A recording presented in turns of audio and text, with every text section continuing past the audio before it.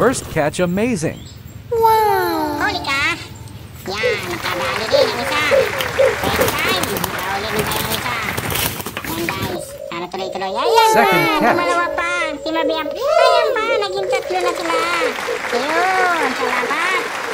Nakapangatlo na. Ayun pa, Third catch. naging naman. Pangapat ka, idol. Yan.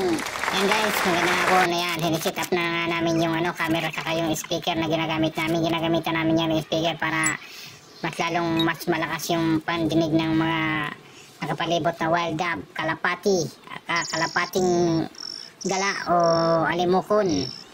Yan, nasa katuktukan kami ng bundok mga idol. Yan, first spot namin dyan, namin yan linagay na pangdagit namin. Yan, ang traditional pong ginagamit namin yan ay pulot.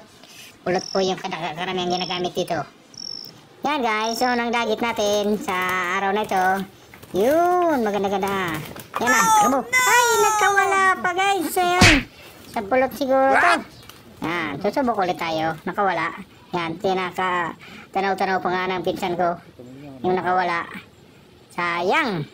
So, unang attempt natin mga idol. Yan. Hindi yan, kapulot mo.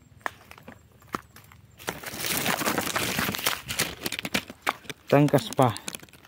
Yan, pangalawang setup namin yan mga idol. Lumipat kami ng spot para hindi mabulabog yung una naming linagyan. Malayo-layo yung tinakad namin para lumipat. Yan, dyan naman kami. Yan, busy-busy naman yung pangdagit natin. Yan, huni lang siya ng huni dyan. Ayan. So, ayan na nga mga idol. Dalawa na yung dumapo sa ating pangdagit. Yan, dalawa yung natira natin. Yun, lumipat na yung isa. Ayan, pagalaw-galaw na yung napulot natin. Yan, yan. Sige, yan. Ay, kutik na yun, wala pa. Namin. Napuno lang ng balayibo. Yan mga idol, third spot na naman yan. Yan, pag nakawala pa talaga yan, nauwi na kami. Kasi parang yung pulot namin mahina. Hindi makadagit.